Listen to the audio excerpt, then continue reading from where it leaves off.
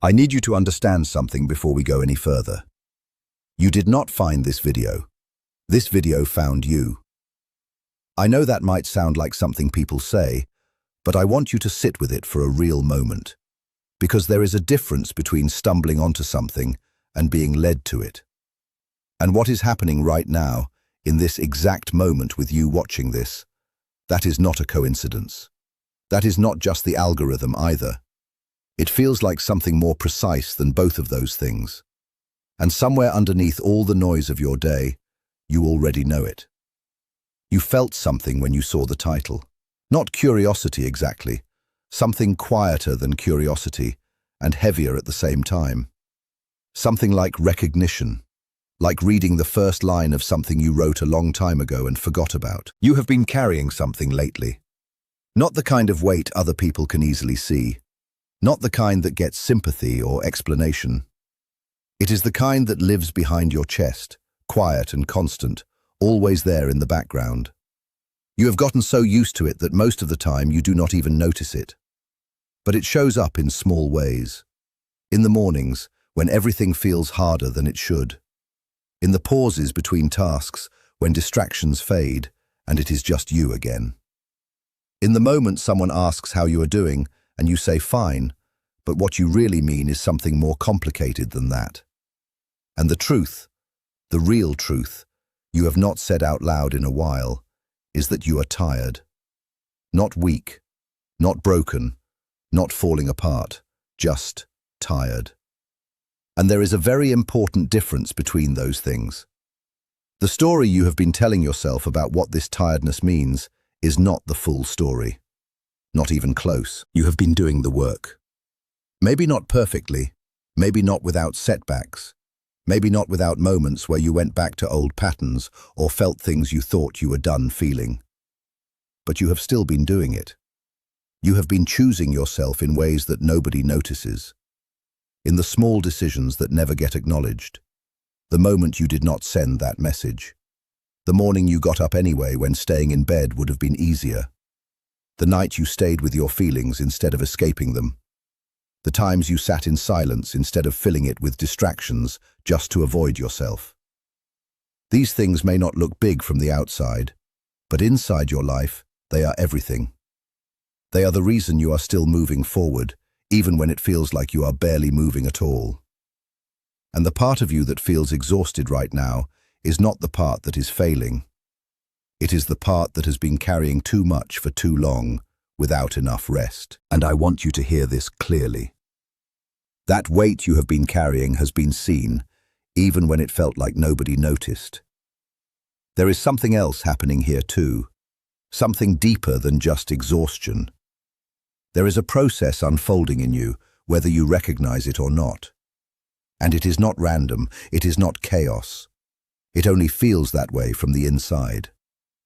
Carl Jung spent a large part of his life trying to describe something that most people only feel without understanding. He suggested that the inner world is not passive. It is not just a storage place for memories, pain, or experiences. It is alive in a way. It moves. It responds. It tries to guide a person toward wholeness, even when the person is not aware of it. And when someone has been through enough struggle, enough emotional pressure, enough internal conflict, something begins to shift. The mind starts organizing experiences in a new way. Old patterns begin to break down.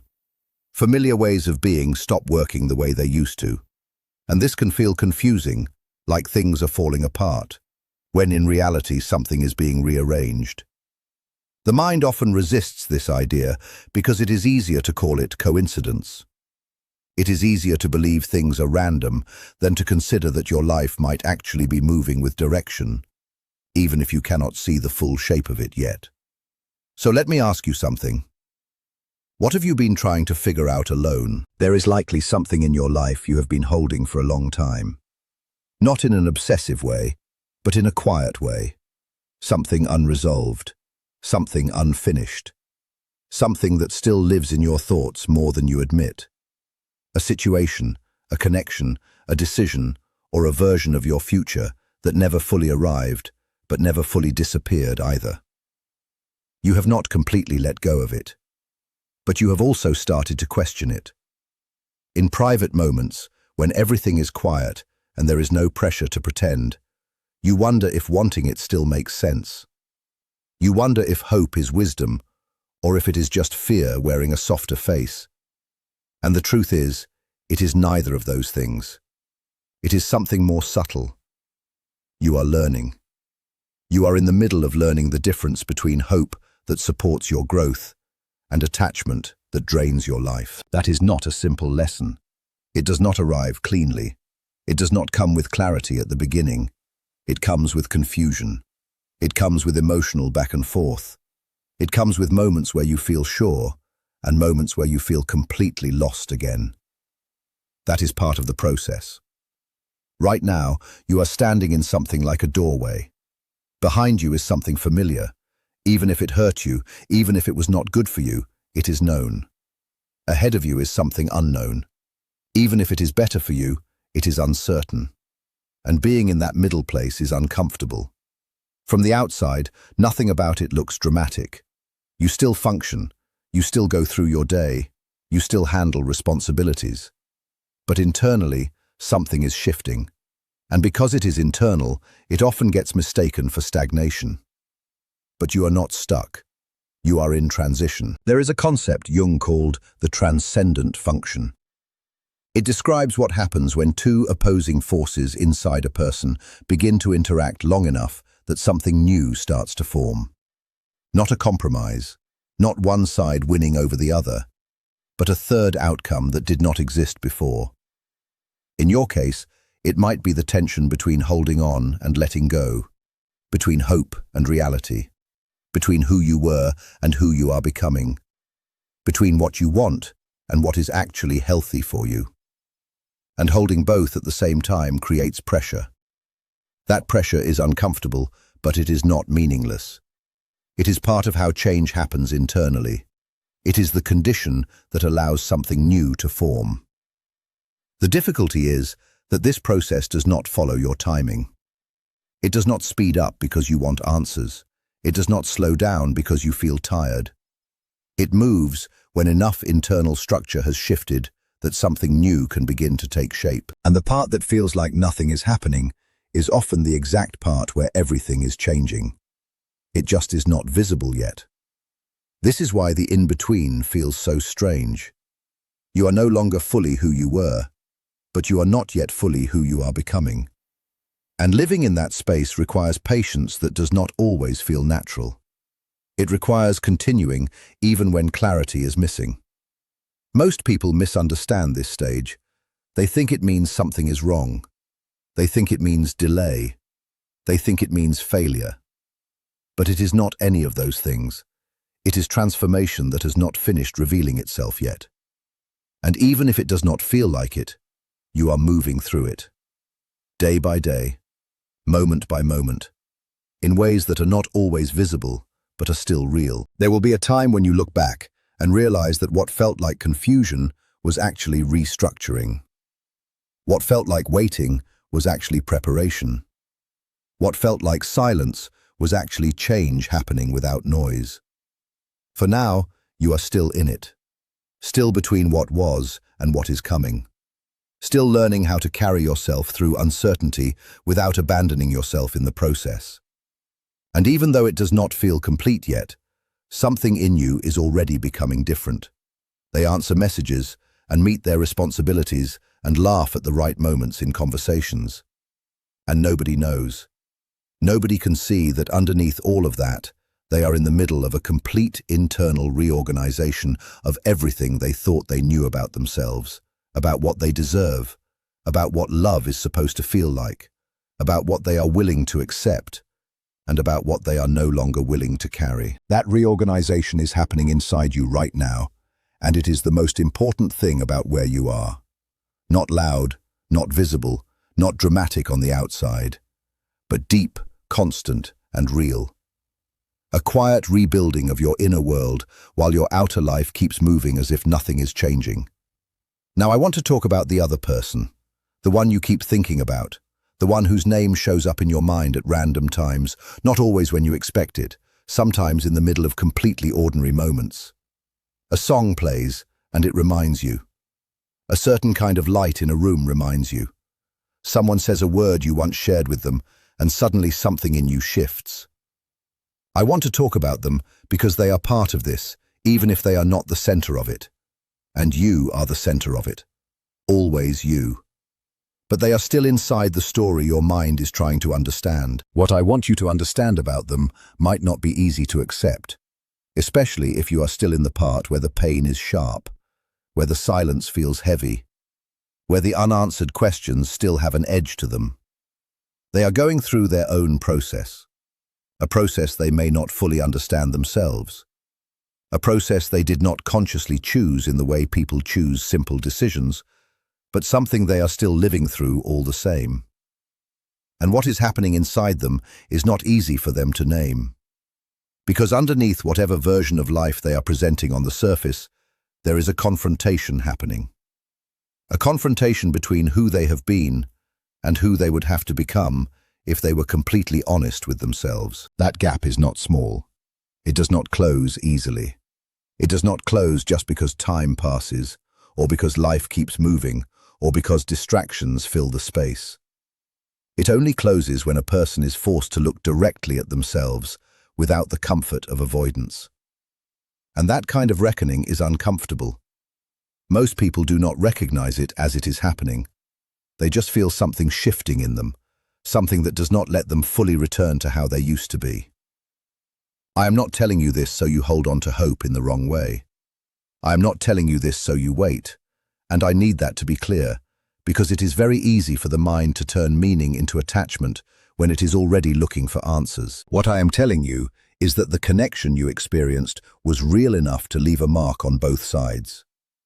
And when something is real, it does not disappear just because it is no longer active in your daily life. It continues to exist in memory, in reflection, in silence, and sometimes in the questions a person cannot avoid asking themselves. But none of that is a reason for you to stop your life and wait for a result that may or may not come in the form you imagine. That is not what this is about. This is about something more important. This is about where you place your life while all of this is happening. Because the version of you that is becoming stronger right now, the version that is slowly being built through all of this confusion, reflection, and emotional exhaustion, is not waiting for anyone to arrive before she continues forward. She is not paused. She is not incomplete. She is not on hold. She is forming in real time through every moment you choose yourself instead of abandoning yourself. Through every moment you stop chasing clarity from outside and start building stability from within. Through every moment you choose not to lose yourself inside someone else's absence. And that version of you is not in competition with love. She is the condition that makes real love possible. Not the kind of love that asks you to shrink. Not the kind that requires you to overthink your worth. Not the kind that makes you question your value every time something feels uncertain. But the kind that meets you fully as you are, without negotiation, without confusion about your place in it. And you do not get to that kind of love by chasing it. You get to it by becoming someone who no longer abandons herself in the process of wanting it. There is something important I need you to understand about this stage of your life. The place you are in right now does not always feel like progress. In fact, it often feels like the opposite. It feels like uncertainty. It feels like emotional noise. It feels like standing still while everything inside you is moving at once. But from a deeper perspective, this is not stagnation. This is transformation that has not yet taken visible form. Carl Jung wrote about something very close to this. He observed that real psychological change rarely feels like improvement while it is happening. Instead, it often feels like confusion, tension, and internal conflict. Because the old structure inside a person does not dissolve quietly. It resists, it stretches, it breaks in places before anything new can fully take shape. And that in-between state is where many people misunderstand themselves. They think they are failing when they are actually changing. They think nothing is working when something is actually reorganizing beneath the surface. It is similar to something like a cocoon. From the outside, nothing looks like progress. From the inside, everything is in motion. And the pressure of that motion can feel overwhelming at times. But pressure is not always a sign of damage. Sometimes it is the sign that something new is being formed. And I want you to hold on to this thought carefully. The effort you have been putting into yourself, the quiet decisions you have made when nobody was watching, the moments you chose restraint over reaction, patience over impulse, and self-respect over emotional collapse, none of that has been wasted. Even if you do not see the outcome yet, it is not lost. It is building something in you that is not immediately visible, but is still very real. Now I want to return to the person you have been thinking about, because there is something else happening there too, and it is not something you control, and it is not something you are responsible for, but it is something that exists. They are changing in response to your absence, not in a dramatic way, not in a way they would easily describe, not in a way that shows itself clearly in conversation or behavior, but in a quieter way, in the way memory continues to work inside a person, in the way unresolved emotions do not simply disappear, in the way the mind revisits what it did not fully understand at the time. The version of you they remember is not fixed. It is not frozen. It is something that continues to exist in their awareness and continues to raise questions they may not know how to answer. Not questions about you, but questions about themselves. About who they are, about what they chose, about what they avoided, about what they felt but did not act on, about what kind of life they are actually building when they are not distracting themselves from those questions. And those questions do not always feel comfortable. They are not meant to. They are part of reflection, part of awareness, part of becoming honest with oneself. But none of that is a reason for you to stop your life and wait for clarity from someone else's process. Because your healing cannot depend on their timing. Your becoming cannot be paused while someone else figures out their own internal world. That is not something emotional. That is something structural about human growth. A person cannot fully become themselves while they are still organizing their identity around waiting for someone else's decision or realization. You are not meant to live in that position, not permanently, not at the cost of your own development. What is happening in you right now is asking for something different. It is asking for your attention to return to your own life. Not in a harsh way, not in a forced way, but in a steady way. A way that slowly recenters you inside your own experience. Because the more you return to yourself, the more you stop building your identity around absence, confusion, or uncertainty, the more you begin to stabilize in a way that is not dependent on external outcomes. And something important happens there. You do not become less capable of love. You become more capable of real love.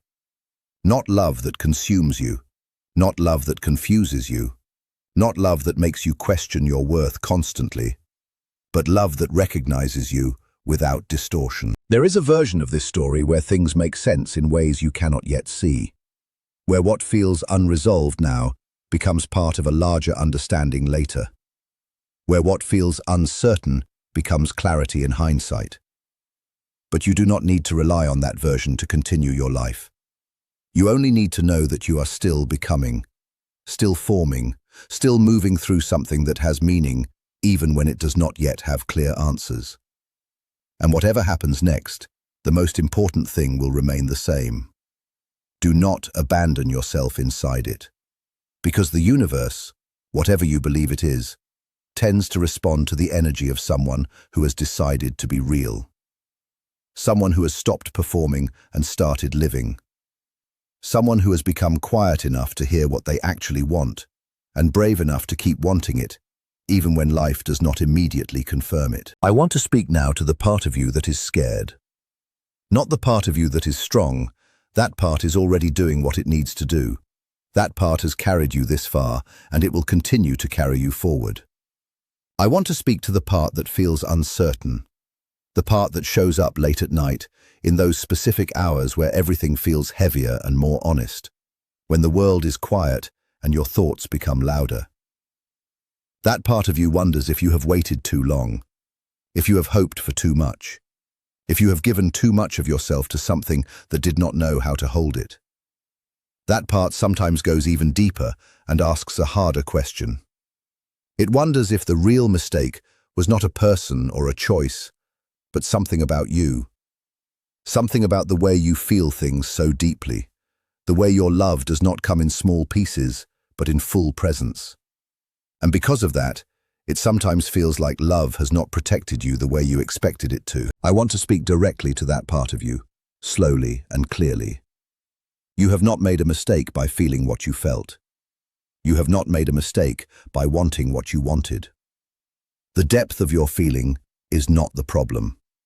It has never been the problem.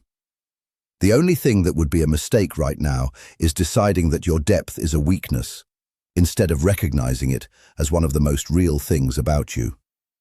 Because it is not a weakness. It is not a flaw. It is the part of you that makes real connection possible. The part that allows you to love in a way that is honest, present, and full. And even if that has brought pain at times, it does not make it wrong. The right kind of love is not afraid of depth. It does not run from it. It understands it. It meets it. It is built for it. And I want to leave you with something that I hope stays with you after this ends. You are standing at a threshold. Not at the end of your story, even if it has felt like endings for a long time. A threshold. A place where something old is no longer fully holding you, and something new is not fully visible yet. This is the space where change actually happens. Not in dramatic moments, not in sudden shifts that announce themselves loudly, but in quiet, almost unnoticeable ways. It happens in a morning that feels slightly different from the one before it. In a moment where you respond instead of react. In a breath where something inside you loosens that you did not realize you were holding. In a small decision that seems ordinary, but carries something deeper underneath it. And slowly, without forcing it, without needing you to fully understand it, your life begins to shift. Not all at once, not in a way that feels dramatic from the inside, but steadily, quietly, in a direction you can only recognize when you look back later. There will come a moment when you realize you are no longer standing in the same place you once were. The place that felt like waiting. The place that felt uncertain. The place that felt like nothing was moving.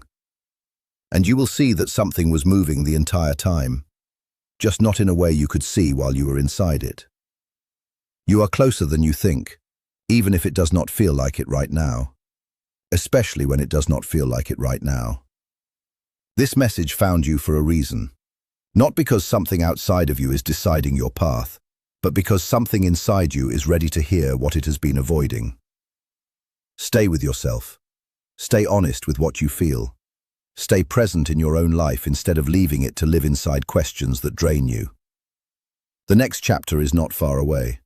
It is already forming in ways you cannot fully see yet. And when it arrives, it will not feel like something new appearing out of nowhere. It will feel like something inside you finally becoming clear. Before this ends, I want to leave you with something simple. You are not behind. You are not lost. You are not stuck in place. You are in the middle of becoming. And becoming does not always feel like progress while it is happening, but it is still progress. And if something in this reached you today, even in a small way, it is because a part of you already understands that you are not at the end of anything. You are still on the way.